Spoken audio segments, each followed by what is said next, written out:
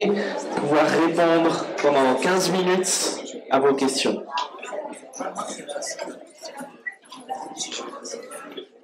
Bonjour. Bonjour à tous. Je vais tenter de ne pas faire mentir. Jérémy, on ne voudrait pas ça, hein? On ne voudrait pas le faire mentir. J'aimerais vous parler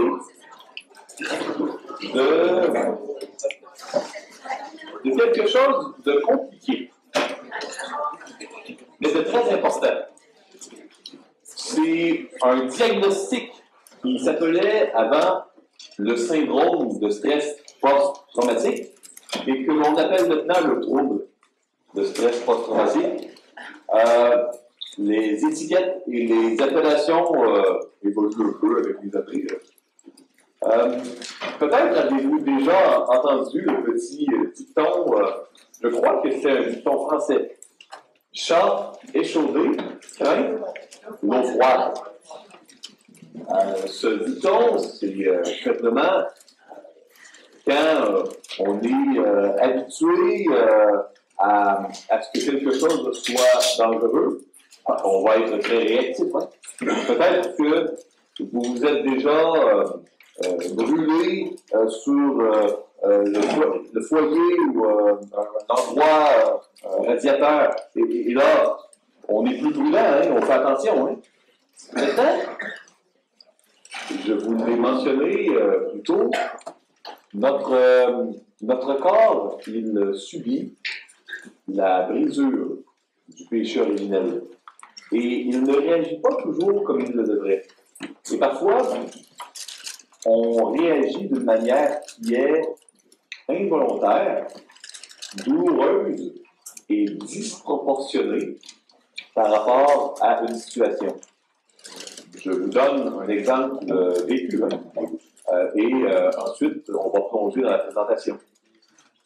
Donc, cette présentation aujourd'hui, elle est sur une situation très spécifique. Peut-être que 3 personnes dans la pièce ici vont un jour vivre un trouble de stress post-traumatique. Pourquoi en parler si cela concerne seulement une petite portion des gens ici? C'est parce que c'est une problématique qui est très mal comprise, très souffrante, très sévère. Et j'aimerais, par la présentation, donner une perspective biblique sur comment comprendre, comment aimer pour les gens qui sont les proches.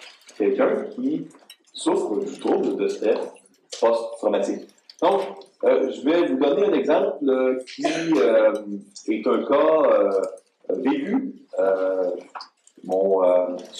Un de mes superviseurs aux États-Unis, Tim Lane, faisait un suivi avec un vétéran de l'armée américaine qui avait fait la guerre et il y avait des problèmes de couple. Parce que, pauvre lui, appelons-le avec le nom fictif John. Appelons-le John Smith. C'est un peu cliché. Et là, j'espère qu'il n'y a pas de John. Et là, John, il allait au cinéma écouter un film avec son épouse. Et si la dame ou l'enfant à côté échappait de popcorn, ou s'il y avait un bruit, quelqu'un qui ouvre la porte, qui arrive en retard, et là, je ne parle pas d'explosion ou de bruit fort durant le film. Pour lui, il avait les mains moites, et il pouvait donner un coup sur son voisin. Vous ne vouliez pas avec son voisin. Il pouvait tomber dans une période d'hyperventilation. Il y avait une panoplie d'émotions passant de la frayeur à la colère, à l'agressivité, à la haine pour les gens autour de lui. Il était complètement déboussolé. Maintenant, comprenez-moi bien, quand il a été à la guerre et qu'il a été blessé et a vu des gens subir des atrocités au combat, cela n'a pas changé sa théologie. Cela a déréglé sa réponse émotionnelle à toutes sortes de situations et de stimuli par la suite. Et là, comment faisons-nous une bonne gestion de toutes ces perceptions qui sont soit engourdies, soit exacerbées? Ça, c'est le sujet de la présentation. Donc, je vais demander au Seigneur de me donner la clarté suffisante pour cette présentation qui concerne un sujet très, très pointu, afin que les gens parmi vous qui souffrent de cela, ou qui peut-être être des proches de quelqu'un qui souffre de cela, que vous puissiez retirer ce que Dieu veut que vous retiriez de la présentation. Seigneur Dieu, on ne comprend pas tout, mais on sait que tu es souverain. On l'a étudié il y a quelques instants. On sait que ton plan, il est parfait. On te demande, Seigneur, de nous aider à ne pas juger les manifestations de la souffrance que l'on comprend pas ou peu. Je te prie, Seigneur, de nous donner de la compassion pour les manifestations de la souffrance que l'on comprend pas ou peu. Je te prie, s'il y a des personnes ici qui souffrent de cette affection terrible, je te prie, Seigneur, si c'était possible d'amener l'amélioration de la santé. Je te prie d'encourager, je te prie de bénir. Et bénis cette conversation, Seigneur. Et c'est dans le beau nom de Christ que nous prions. Amen. Donc, ici, je vais vous donner assez brièvement la définition médicale dans le DSM-5, qui est le manuel diagnostique qui a été utilisé beaucoup en Amérique du Nord, un peu en Europe, pour poser un diagnostic pour les psychiatres, les médecins, les psychologues dans certains pays, au niveau d'un trouble de stress post-traumatique. Donc, premièrement, il doit y avoir une exposition à quelque chose de traumatique. Et là, on donne des exemples. La mort, une menace de mort, une blessure grave, violence sexuelle. Et comment on va être exposé à cela? Soit on est directement exposé ou on est un témoin proche. Donc, par exemple, si je subis de la violence sexuelle ou physique, ou encore si je suis témoin de quelqu'un à proximité qui en vit, ça serait une des manières de développer ça. Ça pourrait être en apprenant une nouvelle qui est horrible. Si j'apprends, par exemple, qu'un proche, peut-être mon époux, mon épouse, mon enfant, quelqu'un de très proche, a subi une horreur, cela peut causer un syndrome, un trouble de stress post-traumatique. Si je suis exposé de manière répétée à des événements traumatiques qui se produisent chez quelqu'un, donc peut-être que si je suis un ambulancier ou un pompier dans un endroit où il y a beaucoup de situations d'urgence qui sont tragiques, il est possible de développer cela. Et vous savez, ce qui est intéressant avec le domaine de la résilience, c'est qu'on peut avoir 10 personnes qui subissent exactement le même trauma, et on peut avoir une des personnes qui va développer un trouble de stress post-traumatique sévère, une autre qui va en développer un léger, et 8 personnes qui sont en pleine forme qui ne sont pas troublées. Et la réalité de la santé mentale, c'est la même réalité que la santé physique. On peut être tous ensemble et exposés à la même nourriture, au même environnement, et certains vont être malades et d'autres pas. Nous n'avons pas tous et toutes les mêmes sensibilités physiques et psychologiques, et ça, c'est le domaine de la résilience. Ici, il doit y avoir également présence d'un ou des symptômes suivants. Donc, on doit avoir un événement traumatique dans la liste que j'ai nommé, pas 2 ou 3, au moins un. Et il doit y avoir un des symptômes suivants. Soit on a des souvenirs répétitifs. On ne réussit pas à les chasser. C'est pas volontaire qu'on se concentre, là. C'est involontaire, c'est envahissant. On ne réussit plus à travailler. On ne peut pas tenir une conversation, on ne fait penser qu'à l'événement traumatique.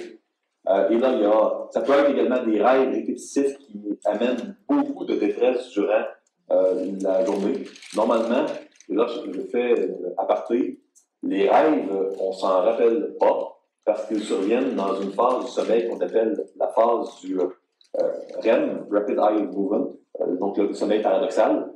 Mais quand on a des troubles du sommeil, dus par exemple à un trouble de stress post-traumatique, notre rêve, il ne sera pas durant cette période-là. Et là, on s'en souvient. Et là, c'est des cauchemars habituellement. Donc, les cauchemars ne surviennent pas habituellement dans la phase de sommeil du sommeil paradoxal, mais dans une phase où on n'est pas supposé rêver. Ici, quand on a une réaction au cours desquelles je me sens comme s'il y allait avoir encore un événement traumatique. Par exemple, peut-être que j'ai vu mon frère se faire tuer, puis là, j'ai peur que mon deuxième frère, ou que moi, je me fasse tuer, ou que quelqu'un d'autre se fasse tuer, d'une manière qui est démesurée. Un sentiment intense ou prolongé de détresse quand on parle de meurtre, de nouvelles, quand je lis le journal, et là, je rentre dans une panique, peut-être avec de l'hyperventilation. Donc, ça pourrait être un des symptômes qui serait correspondant. Les réactions physiologiques marquées, je vois quelqu'un qui ressemble un peu à la personne qui a tué mon frère, qui l'a violenté. Là, et là, je suis envahi par une réponse extrême. Ça pourrait être et là, il doit y avoir également, donc on doit avoir un trauma, un symptôme dans la liste, et C, on doit avoir également un évitement persistant des stimuli de plusieurs associés à ces événements traumatiques-là. Je vous donne un exemple. Si moi, cela a été dans un ascenseur que mon frère a été tué, là, oui, il y a le trauma, mon frère a été tué dans l'ascenseur d'une manière horrible. 2, je vais avoir un des symptômes. Et 3, je ne suis plus capable, même 10 ans après, de rentrer dans un ascenseur. Et peut-être que je travaille dans une tour, avec un problème, il faut que j'aille dans l'escalier. Il y a toutes sortes de situations qui peuvent amener à rendre encore plus évident qu'un problème. Et là, on parle d'évitement, d'efforts pour éviter des souvenirs, pour retrouver ou éviter des rappels externes de ce qui s'est passé. Également, il va y avoir des réponses vraiment dysfonctionnelles. Donc, ici, on va devenir avec des trous de mémoire. On va devenir avec des faux souvenirs.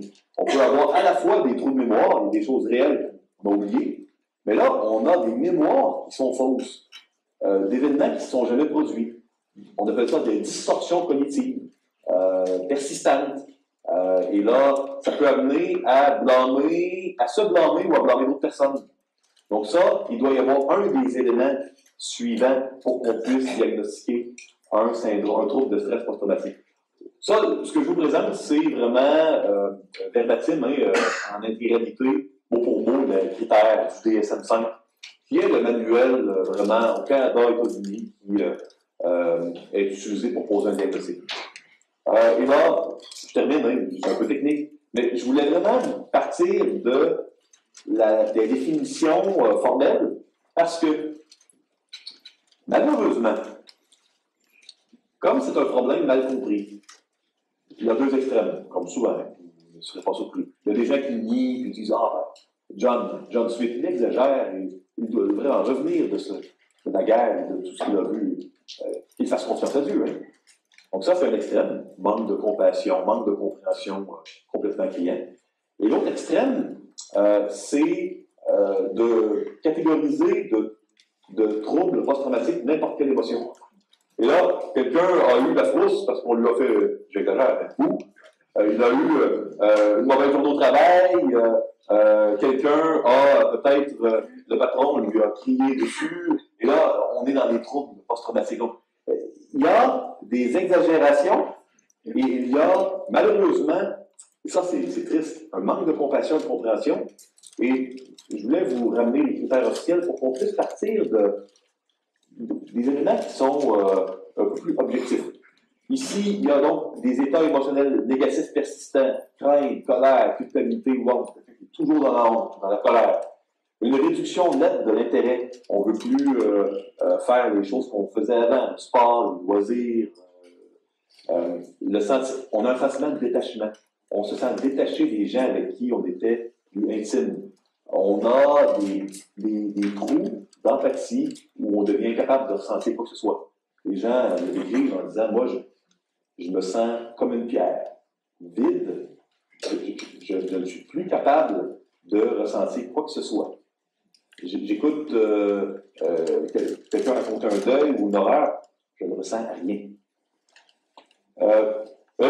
On a également de l'hyperréactivité dans toutes sortes de situations, des troubles du sommeil, beaucoup d'accès de colère et de comportements irritables. Et là, il y a une liste de choses qui peut donner cela.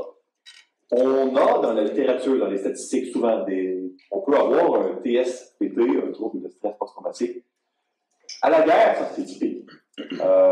Notre professeur à la Fondation du counseling qui enseigne le cours de counseling et physiologie 1, c'est un médecin psychiatre chrétien qui travaille dans un hôpital militaire pour les vétérans aux États-Unis et il a traité beaucoup de TSPT. Donc, la guerre est vraiment une des causes premières.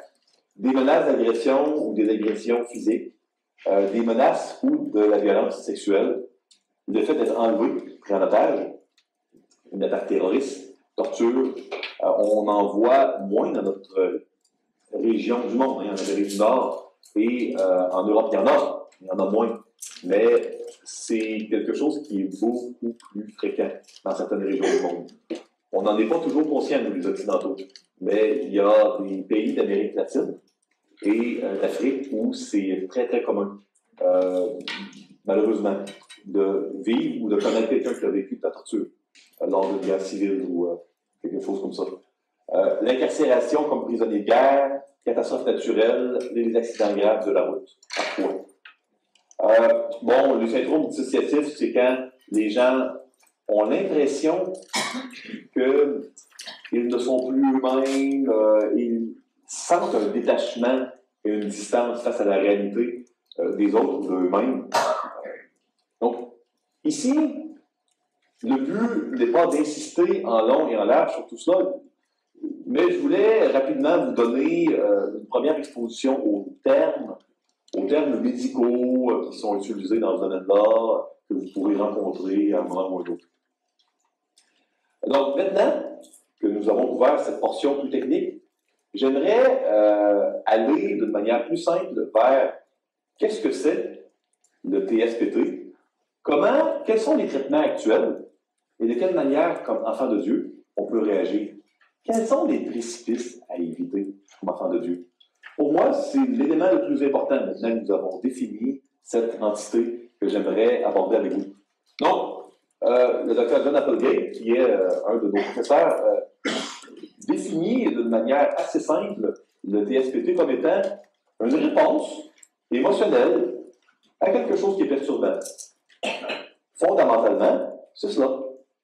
C'est une réponse, évidemment, qui est démesurée et involontaire. Ce n'est pas un choix, c'est complètement involontaire. Au départ, le diagnostic est involontaire. On réagit tous différemment, comme je l'ai mentionné. Et là, j'aimerais vous parler brièvement des traitements médicaux séculiers. Parce que le TSPT, c'est une condition médicale, comme un diabète. Je vois que certains d'entre vous ont des lunettes. Donc, les lunettes, c'est un traitement pour des problèmes de la vue. Vous n'avez pas des problèmes de la vue parce que vous manquez de foi, ou de confiance en Dieu. On est dans un monde brisé et on a parfois des problèmes de santé. Et on va tous retourner à la poussière en notre temps, entrer dans la gloire, à moins évidemment que le Seigneur ne revienne avant. Donc, vous comprenez, c'est important de réaliser que bien qu'il y ait une interface spirituelle à tous les problèmes de santé, et on y vient. À la base, le trouble de stress post-traumatique, c'est un problème de santé au niveau du cerveau où on est dans une hyper-réactivité volontaire à un trauma. C'est ça, le syndrome de stress post-traumatique. Avant de vous donner le premier traitement, j'aimerais revenir sur le circuit d'anxiété. Je vous avais dit précédemment, à la prochaine présentation, je vais vous parler davantage de ces noyaux dans le cerveau. Je vous avais cité un noyau qui s'appelle l'hippocampe. Et là, je ne parle pas du petit cheval marin tout beau. Je vous parle de ce noyau dans le cerveau qu'on appelle l'hippocampe. Il a plusieurs usages, cet hippocampe. Il a l'usage de retrouver sa voiture dans un stationnement très vaste, mais il a aussi l'usage d'enregistrer les événements menaçants qui devraient générer de l'anxiété. Et c'est un peu l'hippocampe, la mémoire de l'anxiété. Je vais vous donner un exemple complètement fictif et on va utiliser encore le nom de John Smith, mais cette fois-ci, on va dire qu'il vit à Lyon, parce qu'on est à Lyon aussi. John Smith, il travaillait dans une boîte de communication quand il avait 20 ans à Lyon. Et il s'est fait inviter à souper par son patron, qui était un homme d'origine irlandaise. Il était roux, grande taille, il dépassait les 6 pieds. Il avait à peu près 6 pieds, 4 pouces. On dit en mètres et en centimètres en Europe. Donc, faites la conversion. Mais de très grande taille. Et il était tout content, John, de se faire inviter à un bon repas par son patron. Donc, il se présente au domicile. Hein. C'était un immeuble gris, 3 étages. Quand il rentre dans l'immeuble, John sent une odeur forte d'ammoniac, parce que les nettoyants utilisés, ça ne va pas trop, il rentre. Il monte les escaliers. Et quand il sonne à la porte, il se fait ouvrir par son patron. Et il voit qu'il y a 2 autres Irlandais roux également. Ça semble stéréotypé, mais ils ont le droit d'être roux, même s'ils sont Irlandais. Et là, ils sont 3, ils s'assoient. Et là, une fois que la porte est bien refermée, le patron il dit à John, John, tu vas passer un mauvais quart d'heure. Et là, John se fait battre au point par les trois personnes. Je ris contre les Irlandais, moi, les Irlandais sont aussi vertueux et aussi pécheurs comme vous et moi. On sait que notre origine d'un pays ou un autre, ça n'a aucun rapport sur notre cœur. Mais vous comprendrez pourquoi j'utilise cet exemple-là. Je vais quelque part avec ça. Donc, après 30 minutes de violence, il se fait jeter dehors et il va à l'hôpital. Il porte plainte, mais il n'y a pas de preuve, et puis finalement, bon, il finit par oublier, il se fait plâtrer, il a un bras cassé, non. Il finit par s'en sortir, pas de séquelles. Et là, on est rendu 20 ans plus tard, John il a 40, et il travaille dans une autre boîte, la boîte d'experts en marketing où vous êtes. Et peut-être que l'une d'entre vous, mesdames, a marié John par la suite. Puis là, vous allez en couple chez... vous vous êtes fait inviter par quelqu'un de l'Église, vous, madame et John, à aller manger. Et là, vous faites inviter. Ça fait 20 ans, hein? Et là, c'est un des anciens qui les a invités. Et là, vous rentrez dans un immeuble de 3 étages. Et il y a une odeur d'ammoniac assez forte dans l'immeuble. Et quand vous rentrez au 3e étage, vous voyez l'ancien. L'ancien, on va l'appeler Luc. Ah, il est gentil, Luc. C'est un homme plutôt petit et il vient de la France. Il ne dit pas un mot d'anglais. Blond. Et là, Luc, il ouvre et ça sent bon, un bon repas. Et vous remarquez que John, il est trempé. Il est en sueur durant le repas. Et il a constamment besoin d'aller au sanitaire. Franchement, là, il y a quelque chose qui ne va pas bien. Il ne réussit pas à manger. Il est vraiment survolté. On sent la fébrilité chez John, et il a mal. Finalement, il doit partir avant le dessert, et il est malade. Et puis, il ne comprend pas. Il ne comprend pas pourquoi il a de l'insomnie cette nuit-là, parce qu'il ne fait pas le lien, on ne fait pas toujours le lien. John, il dit à son épouse, ben moi, je ne sais pas ce que j'ai aujourd'hui, je dois avoir eu un microbe, une infection quelconque, je ne sais pas. Je ne sais pas, peut-être que c'est ce que j'ai mangé, je ne comprends pas. Et là, il n'y a rien de tout qui se produit. Voici ce qui s'est vraiment produit.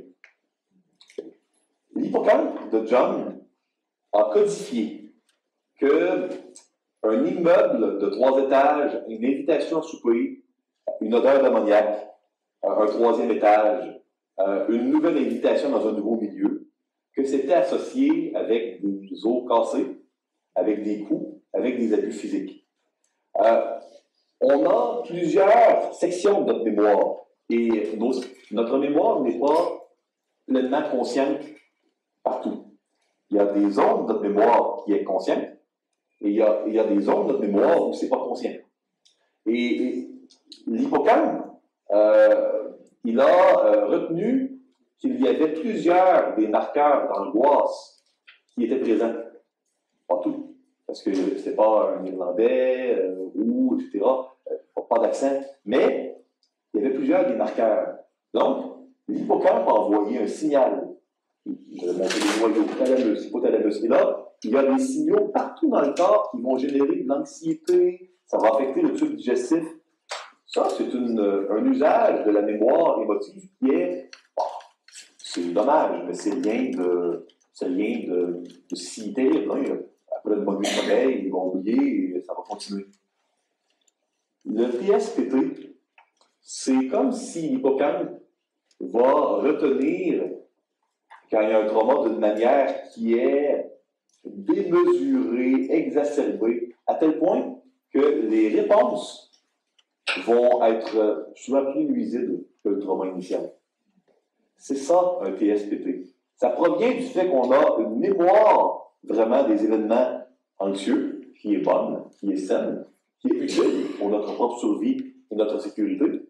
Mais quand elle cause des problèmes, des dysfonctions pires que le trauma initial, ça, c'est dommage. Et ce qui est davantage dommage, c'est si on interprète ça avec une mauvaise théologie et si on éclipse Jésus et la Bible. Là, ça va aggraver infiniment plus que le trauma initial, la situation de la pauvre personne. Est-ce que vous me suivez? Ça fait du sens? Bon. Maintenant que j'ai illustré tout ça, il existe des traitements pour essayer de ramener ces dysfonctions à la normale. Actuellement, selon les études, le plus efficace, c'est l'exposition, la thérapie par exposition. Dr. Applegate, quand quelqu'un a une phobie, quand quelqu'un a eu un trauma, il y a eu de la violence physique. 20 minutes chaque semaine pendant 3 mois. Il va demander au client de faire quelque chose de complètement contre-culturel. Il va dire au client, et c'est la thérapie qui fonctionne le mieux actuellement dans les études nord-américaines, à tout le moins. J'assume que ça doit être très similaire en Europe. Ce qui fonctionne le mieux, c'est ce que la culture dit de ne pas faire. La culture dit souvent pense plus, évite, ça devient des tabous. Ce que Applegate fait à l'hôpital des vétérans, il va amener les gens à se rappeler le plus soigneusement possible, avec le plus de détails possible, durant 20 minutes, ce qui s'est produit chaque semaine durant 3 mois. Et semaine après semaine, il va y avoir de moins en moins de réactions parce que ce qui est inscrit dans l'hippocampe peut être désinscrit et même effacé. Donc, c'est très utile d'effacer des mauvais signaux. C'est également le traitement qu'on va faire dans les cas de phobie. C'est pas très pratique d'avoir peur des fourmis quand on est jardinier. Parce que, bon, les fourmis, c'est pas dangereux, il n'y a pas vraiment de réelle menace. Donc, si on tombe en crise de panique et d'hyperventilation quand il y a une fourmi, c'est problématique. Ça peut se désinscrire, on parlera des fourmis, on va voir des photos en noir et blanc de fourmis, en couleur, des vidéos de fourmis chaque semaine. semaine après semaine, et on finira par jouer avec des fourmis. Et on réussit à ne plus rentrer dans l'anxiété par rapport aux fourmis. Ça fonctionne. Donc, il y a des conseils d'hygiène de vie. C'est le traitement qui est recommandé pour le TSPT. Et ça, c'est contre-culturel. L'entourage, les amis, les gens vont souvent dire le contraire. Et le contraire, c'est prouvé que ça aggrave les TSPT. Il y a également des traitements cognitifs qui semblent être moins efficaces dans les études. Donc, d'en parler, de réfléchir, rationaliser. Non, tu n'es plus à la guerre, John. Tu n'as plus besoin au cinéma de réagir comme ça. Il y a peu de chances qu'un soldat ennemi arrive dans le siècle en arrière de toi pour te tuer durant le film avec ton épouse, etc. Donc, raisonner. Ça fonctionne, mais ça en décide moins. Il y a également des traitements de EMDR. Ça, c'est un mélange de deux choses. Ça semble être un peu moins efficace, mais il y a des résultats. C'est on expose les gens à ce qui était le trauma. Donc, on demande à John de se rappeler vraiment de ce qui s'est produit, mais on le fait vraiment en stimulant avec les mouvements oculaires des yeux. C'est comme si on distrait. Donc, on se cible et focus sur la situation traumatique, mais en distrayant un peu la personne. Donc, c'est un peu moins confortable, parce que c'est très inconfortable si on n'est pas distrait de réfléchir aux Irlandais qui nous ont battus, puis semaine après semaine, d'y repenser, de décrire. Mais c'est comme ça qu'on réussit à s'en sortir. Ça fait moins mal s'il y a des distractions oculaires, mais ça semble fonctionner moins bien, semble-t-il. Peut-être que les recherches que j'ai consultées sont inexactes. Ça semble être également l'avis du docteur Colgate.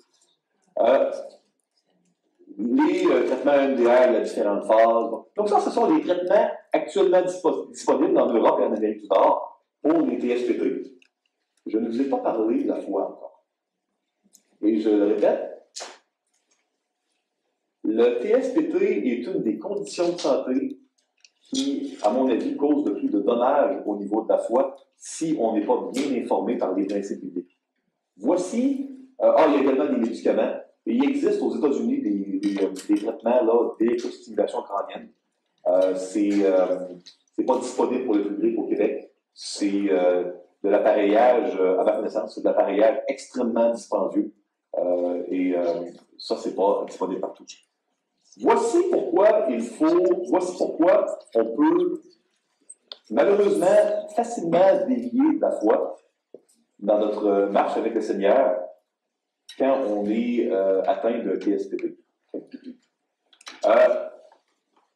Vous reconnaissez peut-être ce schéma qui est tiré de Changer vraiment comment, un livre écrit par Paul Kirk et Tim Lane. Le schéma doit être compris de la manière suivante.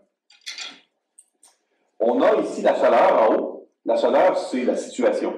Pour John, c'est d'avoir été battu par les trois grands Irlandais. Ici, c'est la croix, ça représente l'Évangile. Est-ce qu'on va à Jésus ou on va ailleurs? Sur soi, sur les autres, évidemment. Quand on amène nos fardeaux au pied du Seigneur et qu'on cherche, de manière biblique, à pardonner les péchés qui ont été subis, à se repentir pour les péchés qui ont été commis par nous, à chercher dans la foi, dans les Écritures, la consolation du Seigneur, en s'attachant aux promesses du Seigneur, là, on va porter du fruit. Donc, amener notre chaleur, notre souffrance, notre situation à la croix, en réagissant de la bonne manière, ça nous amène à générer, à porter du fruit. Dieu fait pousser du fruit. Sinon, si on est dans la victimisation, dans la haine, dans toutes sortes d'approches où on va de manière centrée sur soi ou sur les autres, là, ça nous amène à porter des économies. Et voici pourquoi c'est un problème si sournois, les TSPT. Si moi, j'ai un diabète, le médecin me dit que je devrais désormais m'injecter de l'insuline à différents moments. Ce n'est pas un problème qui va habituellement, culturellement, m'amener à ne pas être centré sur Jésus. Ça peut, mais je ne serai pas porté à me déresponsabiliser de mes problèmes parce que un foie, un pancréas, de l'insuline, bon, vous comprenez, hein? Par contre, dans le TSPT, dans le trouble de stress post-traumatique, voici l'équation qui va parfois être comprise. Mes émotions proviennent d'un stimuli externe. Donc, ce qui est en moi est causé par l'externe et le message, quand il n'est pas traité, que le TSPT, il dit, si je peux l'illustrer ici, c'est mon problème et ma souffrance proviennent de ces 3 personnes irlandaises-là et ma sécurité provient de m'éloigner et de prendre la distance de ces 3 personnes irlandaises-là qui m'ont battu. Donc, ma sécurité et mon problème est basé sur l'autre, pas sur moi. Et c'est vrai dans une certaine mesure pour un TSPT, mais c'est pas vrai pour la foi. Je répète, parce que ça, c'est l'élément clé. S'il y avait un élément qu'il faudrait garder en mémoire, c'est vraiment celui-ci. Le problème du TSPT, c'est que ce qui est vrai pour la maladie et l'affection n'est pas vrai pour la foi. Pour la foi,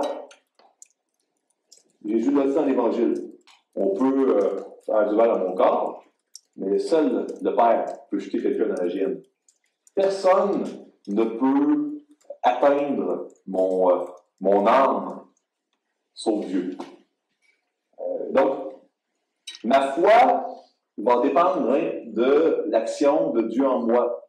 Et si dans ma vie chrétienne, je veux grandir, je dois faire des démarches de foi et de repentance. Je ne peux pas dire au Seigneur, au dernier jour, « Ah, moi, je ne t'ai pas suivi, Seigneur, parce que je n'ai pas eu un bon mari, une bonne épouse, un bon pasteur, de bons enfants, de bons parents. » Parce que spirituellement, ça dépend de ma repentance et de ma foi. Vous comprenez, hein? Je peux ressentir toutes sortes de choses, mais à la fin de la journée, la solution sera dans ma démarche de foi et de repentance avec Dieu. Mais dans le TSPT, il y a eu énormément de traumas qui ont été causés par d'autres. Et d'ici à ce qu'on ait la thérapie par exposition, c'est comme si la solution devient dans la gestion des autres, parce que je veux éviter de la douleur tellement démesurée qui provient des autres. Donc, le TSPT, en simple, il amène à avoir un focus qui est constamment centré sur les autres, comme étant l'origine de leur douleur, l'origine de leur problème et la solution à leur problème. Tandis que dans la foi, le focus devrait être centré sur s'évaluer soi-même pour voir si on est dans la foi, se repentir ce qu'on doit se repentir. Notre regard doit être sur nous-mêmes pour savoir si on doit se repentir d'un péché commis ou pardonner un péché subi. Vous comprenez? Donc, le piège, le précipice le plus important dans lequel il ne faut pas tomber, si vous avez un TSPT, c'est d'appliquer ce qui est vrai pour votre condition de santé à votre foi. Si vous avez énormément d'émotions, énormément de souffrances dues à un trauma tel qu'ils ont été illustrés plus tôt, vous devez être dans une mesure où vous vous rappelez que vous êtes responsable devant Dieu dans le plan et la mission et l'appel que Dieu a pour vous sur terre, de pardonner certains péchés qui ont été subis, de vous repentir quand même pour les péchés que vous commettez, et Dieu a un plan et Dieu doit être au centre. C'est facile quand on a tellement... Moi, si je me donne un coup de marteau en construisant quelque chose sur un doigt, c'est difficile de penser à quoi que ce soit d'autre. Et c'est difficile de ne pas devenir centré sur soi-même quand on a autant de souffrance. Il faut avoir de la compassion pour ça, mais il ne faut pas encourager. Il ne faut pas se laisser aller si on vit ça. Et on doit avoir vraiment la douceur et la sagesse d'encourager les gens, sans condescendance, pas d'une manière condamnatoire, à ne pas rester centré sur eux, parce que si on les encourage à être centrés sur eux, on leur fait énormément de tort, parce que spirituellement, ils vont devenir endurcis. Et ça, c'est ce que moi, j'ai souvent vu dans les cas de TSPT. Mais quand on agit en amenant les gens à redémarrer une vie chrétienne centrée sur l'Évangile, les gens se mettent à aller de mieux en mieux spirituellement. Donc, ça, c'est important. Donc, définition théologique. Quand on a un TSPT, on va avoir une réponse émotionnelle qui va nous amener à adopter une disposition décalée du plan de Dieu. Hein? Le TSPT va te dire est une méfiance démesurée pour certains stimuli. La Bible te dit de ne pas soupçonner le mal. On ne va pas dire d'être imprudent, mais de ne pas soupçonner les motifs. Le TSPT va te dire de vraiment manquer de prudence face à tes perceptions. Le TSPT va te dire que tu peux lire dans le cœur des gens, que tu as vraiment un sixième sens, que tu as le don spirituel du discernement. Ça, je l'ai entendu souvent. Plusieurs personnes attendent le TSPT vont croire ça. La parole de Dieu nous mentionne de ne pas juger le cœur des autres afin de n'être point jugé. Le TSPT va nous dire d'oublier que Dieu est souverain et de contrôler notre monde et nos relations. Le Seigneur il nous dit de lui faire confiance, qu'on va souffrir beaucoup, mais de ne pas avoir peur, parce qu'il a vaincu le monde. Le TSPT il va mentionner qu'on n'est plus nous-mêmes depuis le trauma. Mais le Seigneur il nous dit que notre identité réside dans notre union avec Christ et que personne ne peut abîmer cela. Qu'on peut, malheureusement, se faire blesser au niveau de notre corps, on peut se faire voler, mais que personne ne pourra jamais nous voler l'Esprit Saint par lequel nous avons été scellés jusqu'au dernier jour. Le TSPT va nous amener à être centrés sur nous. Dieu n'est plus là. Parfois, il devient, s'il est là, il devient sur le banc des accusés. Le Seigneur nous rappelle que nous méritons autant d'enfer que ceux que les Irlandais nous ont battus, que les soldats qui peut-être ont envoyé des obus, des projectiles sur nous, sur nos proches. Nous sommes dans une perdition éternelle sans Jésus et nous avions besoin d'un salut éternel qui nous a été offert gratuitement par pure grâce. Et ça ne doit jamais être éclipsé. Le TSPT suggère qu'on doit faire une confiance démesurée dans sa mémoire, ce qui est scientifiquement complètement ne peut pas être soutenu, qui est insoutenable scientifiquement. La parole de Dieu nous enseigne que notre corps est déchu, qu'on ne peut pas se faire confiance à soi-même. Il y a toutes sortes d'études sur la mémoire qui nous montrent que déjà, sans TSPT, par exemple, il y a eu des gens dans un accident d'autobus où il y a eu une voiture jaune qui a percuté l'autobus. Et il y avait 30 personnes dans le bus. Et là, on a demandé aux gens dans le bus, la voiture elle était rouge ou jaune. Il y avait la moitié qui disait qu'elle était jaune, d'autres bleus. On ne parle pas de TSPT. La mémoire, on peut pas s'y fier. On oublie des choses qui sont vraies et on se rappelle d'éléments qui ne sont pas vrais. Ça ne veut pas dire que tout ce qu'on a en mémoire est faux et qu'il faut les mettre de côté, loin de là. Mais la confiance démesurée à sa mémoire est ce qu'il va être suggéré par le TSPT. Désordre dans nos affections. Là, j'ai mis quelques versets ici. On voit que l'amour ne fait rien de malhonnête, ne soupçonne point le mal. On voit également dans Romains 8 que l'Esprit nous aide dans notre faiblesse. On ne sait pas ce qui convient de demander à nos prières. L'Esprit Saint, il intercède par des soupirs qui sont inexprimables, qui sont ineffables, qui ne peuvent même pas être articulés. Et Dieu, il prend soin de nous. Et toutes choses vont concourir dans le plan de Dieu au bien de ceux qui l'aiment. C'est uniquement par la foi qu'on peut saisir, comme Joseph, comme Habakkuk, comme Jésus, cette promesse. Ici, on voit que le TSPT, et il y a eu des erreurs peut-être dans la correction. On voit que partout où j'avais mis TSPT, il y a TSPS. Ça entraîne à mettre un accent sur une autre personne comme étant le précipiteur de la réponse, alors que dans la parole, on ne doit pas mettre trop d'accent sur les autres. Et ça peut nous amener dans une impasse. On ne peut pas mesurer la disposition du cœur d'une autre personne. On ne contrôle rien sur terre. L'Ecclésiaste nous enseigne dans la Bible que le contrôle sur terre est une illusion et qu'on ne peut absolument rien contrôler durant notre vie ici-bas. Seul Dieu contrôle tout.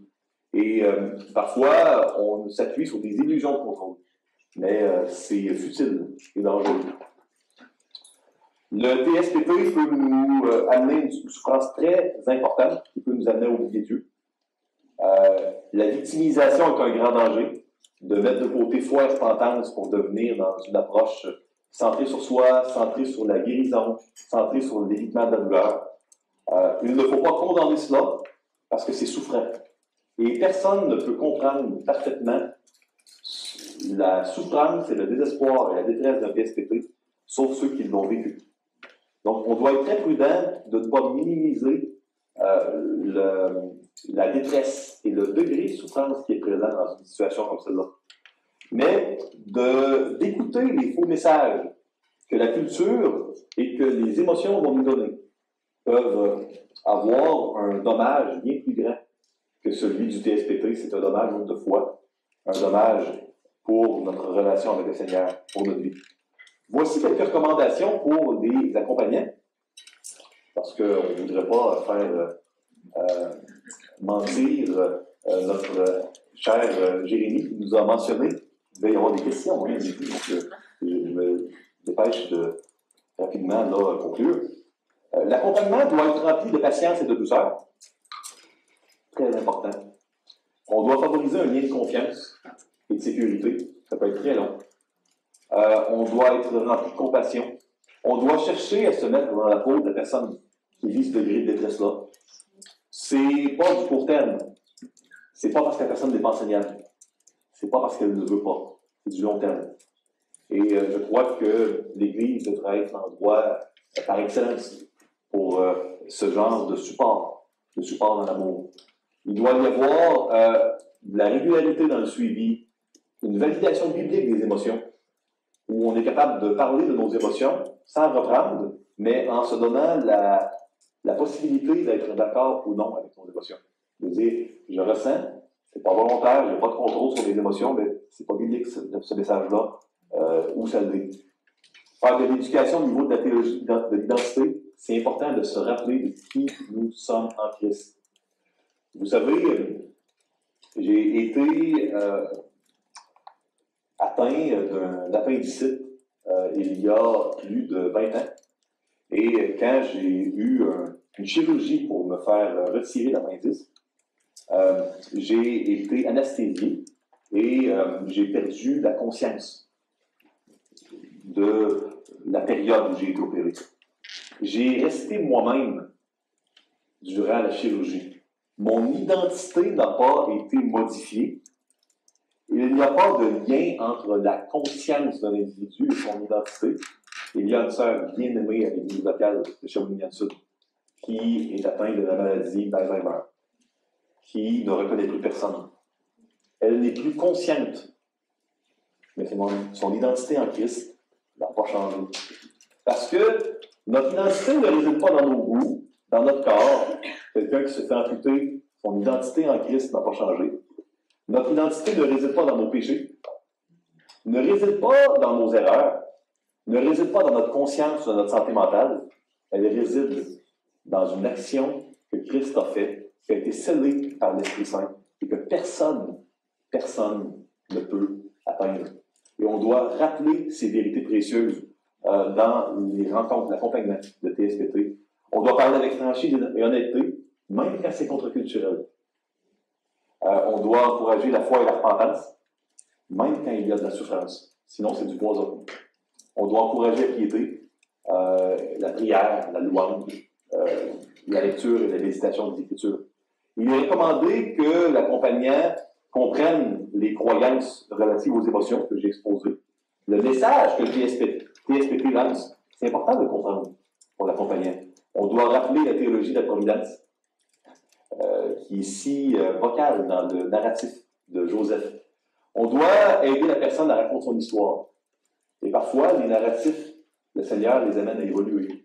Parce que nous sommes constamment, que nous en soyons conscients ou non, en train de réinterpréter notre histoire. Au fur et à mesure que le Seigneur il renouvelle notre intelligence. On doit se rappeler des promesses de Dieu et on doit enseigner une théologie des relations qui est fondée sur l'Évangile, qui est ancrée dans la communauté de l'Église. Parce que l'Église est la colonne et l'appui de la vérité. Et c'est sans l'Église, même si on est blessé dans l'Église, on est des pécheurs ensemble. Sans l'Église, on ne peut pas espérer trouver un plan alternatif. On peut, j'ai dit à un bon ami à moi il y a quelques temps, il dit, tu sais, parfois on pourrait être tenté de trouver un autre plan pour les chrétiens que celui de l'Église, parce qu'il ne semble pas bien fonctionner parfois. Sauf que c'est le plan de Dieu. Est-ce qu'on va en inventer un meilleur? Il a dit que c'était l'Église, la colonne de vérité. Est-ce que parce qu'on n'aime pas comment les choses se passent, on va essayer d'en bâtir un autre, un peu plus efficace? On peut aimer ou pas, on peut avoir bien vécu ou pas, on peut avoir vu toutes sortes de distorsions de l'Église. C'est le plan de Dieu. Et il faut pas, on peut améliorer la manière dont on va vivre, mais pas changer de plan. Pas si le Seigneur, il est roi. Il a plu à l'Éternel de le briser par la souffrance. Des paroles très fortes qui sont prophétisées par Isaïe au niveau de Jésus. C'est difficile de comprendre comment un Dieu qui est compassion avec un grand C peut permettre autant de souffrance. Mais on va comprendre un jour. Job s'est posé des questions. Et nous savons qu'il y avait un conseil divin et qu'il y avait un enjeu de gloire de Dieu. Job il a posé des questions au Seigneur. Pourquoi? Pourquoi je suis malade, je perds tous mes biens, mes enfants? Et Dieu ne lui a même pas dit ce qu'il nous a dit à nous au niveau du conseil divin. Il lui a mentionné qu'il devait lui faire confiance. La foi, c'est ce qui sauve ou c'est ce qui condamne quand on n'a pas la foi. Et c'est important de demander au Seigneur de fortifier notre foi. Et là, j'ai maintenu, avec difficulté, mais par la grâce de Dieu, j'ai maintenu la période de questions. Je crois qu'il y a des gens qui vont donner des micros et pour pouvoir répondre aux questions. J'aimerais cependant vous donner une mise en garde. Dans 100% de toutes les conférences ou séminaires de counseling biblique, il y a des questions qui ne peuvent être répondues qu'en ayant beaucoup de détails. Donc, si par exemple, vous mentionnez 2 ou 3 généralités sur quelqu'un et que vous voudriez savoir le meilleur encouragement à mentionner, sachez que je prends entre 2 à 6 heures de collecte de données avant de commencer le suivi de counseling et ça sera peut-être impossible. Donc, je le départ, j'aimerais bien, je n'ai pas la capacité d'éviter cela. Donc, si les questions sont davantage générales ou sur les grands enjeux, ça serait probablement un peu plus utile.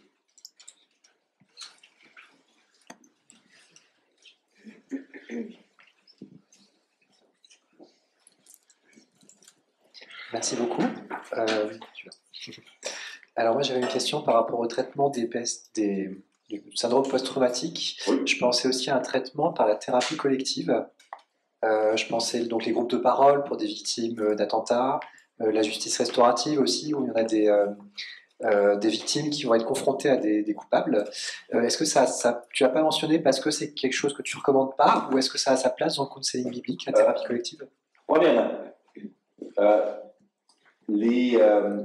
quand j'ai parlé de thérapie par exposition, de thérapie cognitive, de EMDR, de traitement pharmacologique, etc., j'ai mentionné des catégories de traitement où il y a de nombreuses sous-catégories. Donc ça, c'est mon premier point. Donc oui, en dessous de thérapie cognitive, il y a énormément de sous-catégories. Deuxièmement, moi, contrairement au Dr. Applegate, je ne suis pas médecin psychiatre. Donc je ne suis pas compétent pour avoir une opinion sur ça. Je peux vous relater des études statistiques qui semblent montrer des efficacités plus grandes à certains endroits, mais peut-être que ces statistiques seront erronées dans 10 ans. Et je n'ai pas la compétence, moi, de vous dire, d'avoir une opinion informée sur ce qui est vraiment le plus efficace. Donc, je n'ai pas d'opinion là-dessus, autre ce que les statistiques semblent indiquer. C'est une très bonne question.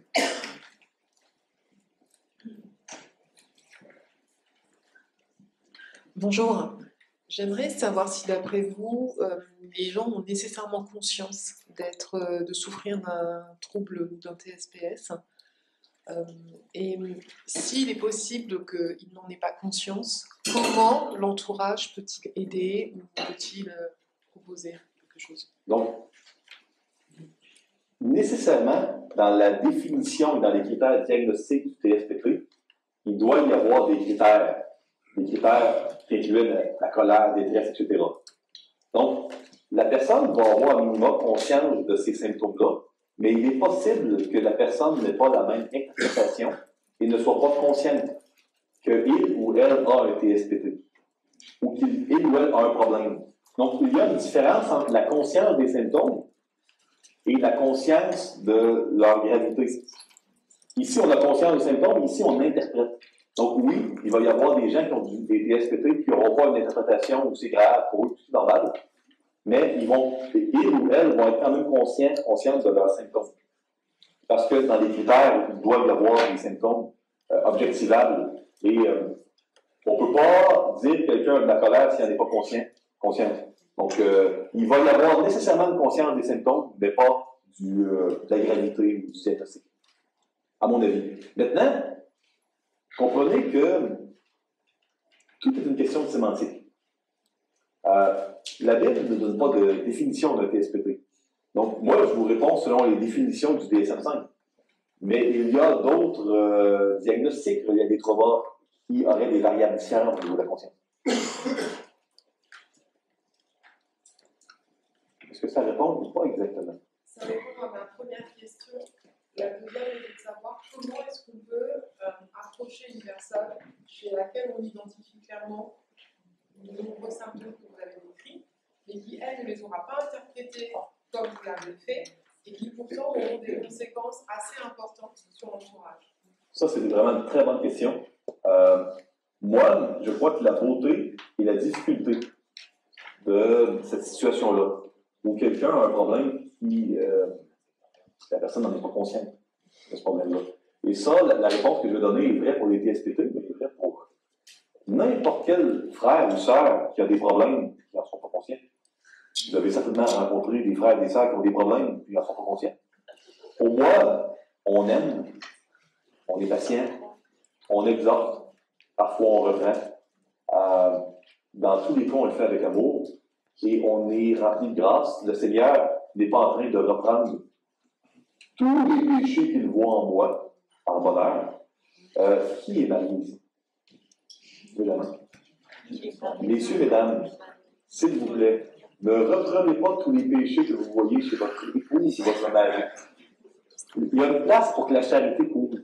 On n'est pas obligé d'être dans une démarche de Matthieu 18 dans le couple. Toutes les offenses qu'on va voir. Le Seigneur ne fait pas ça avec nous. Donc, il y a une place pour l'amour couvre un grand nombre de fautes, et on va le faire dans le cas des gens qui ont des problèmes. Puis, si vous me demandez quand discerner, quand on couvre, on aime, quand on encourage et quand on reprend, ça, c'est dans la prière, c'est une question de sagesse. Puis, j'aimerais avoir la réponse pour écrire un livre, mais je n'ai pas la réponse. Je suis de prie, on réfléchit, et c'est le grand défi de nos vies chrétiennes d'avoir la sagesse. Ça répond un peu plus?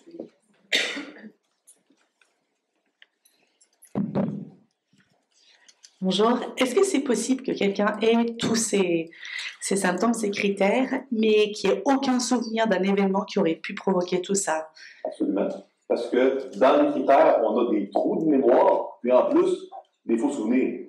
Donc, on a des distorsions cognitives qui sont parfois légères, parfois importantes. Donc, oui, tout à fait. Puis, si quelqu'un se met à avoir toutes sortes de symptômes comme ça et ne se souvient pas, ça complexifie les traitements par exposition d'une manière importante. Il y a, dans les thérapeutes qui font de la thérapie par exposition, qui ont des approches plus freudiennes, il va y avoir toutes sortes de convictions sur l'importance de se remémorer des événements traumatiques. Notre professeur dans gestion préventive des abus, le docteur Von Gisgan, qui est un Européen d'ailleurs, lui va être de l'école complètement opposée, puis va être de l'école où c'est nuisible de chercher à se rappeler des choses. Donc, il y a des écoles de pensée, et je ne suis pas compétent pour vous dire qu'est-ce qui est le mieux. Je suis évidemment plus sympathique à la position du professeur qui enseigne cette formation-là chez nous, mais je n'ai pas la compétence d'avoir une opinion très, très critique là-dessus.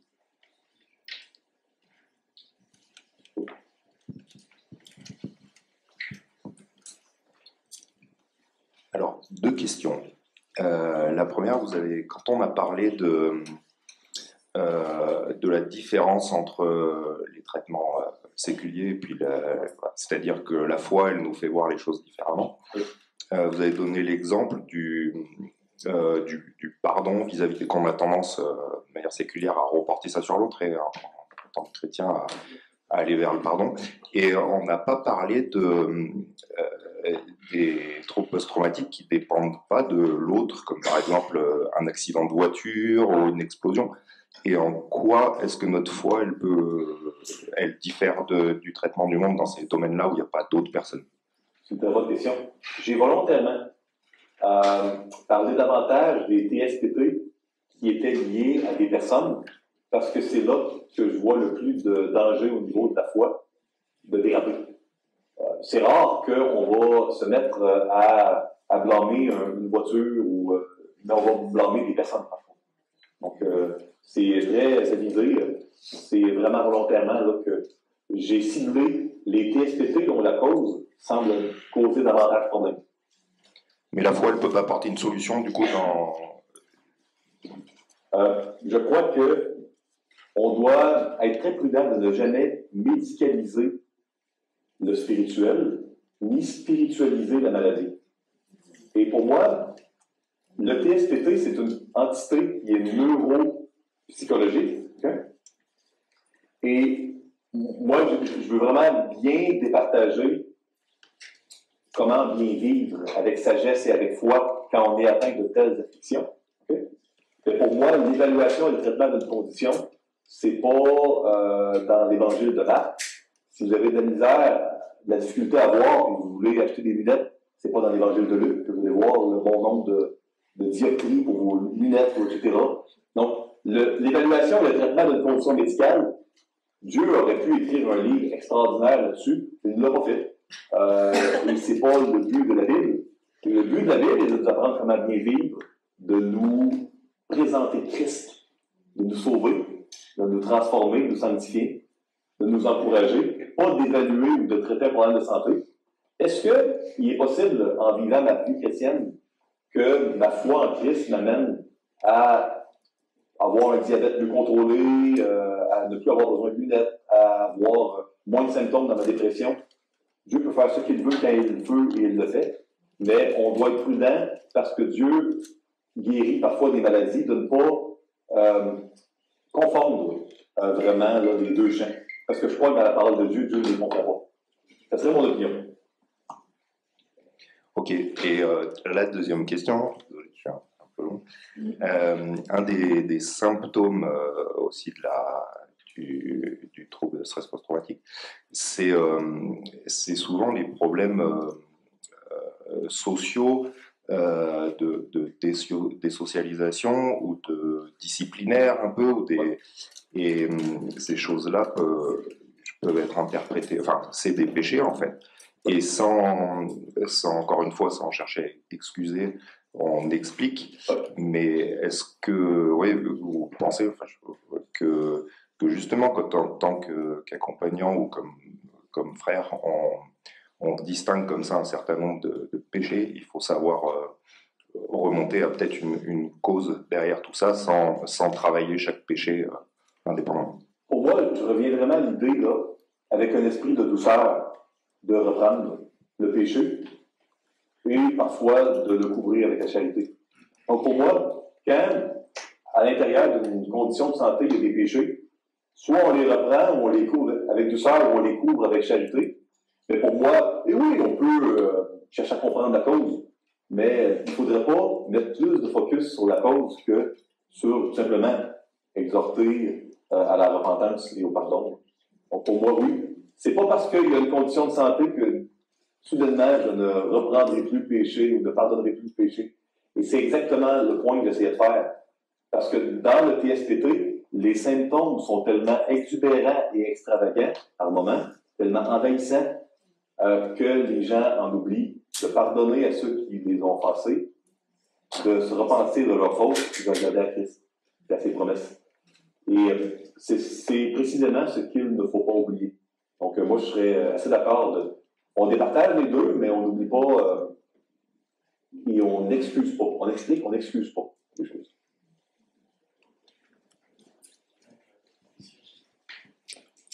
Bonjour, je vais revenir sur une question sémantique qui me paraît importante à mon sens, et je m'excuse par avance si vous l'avez déjà traité, je suis arrivé un petit peu en retard malheureusement.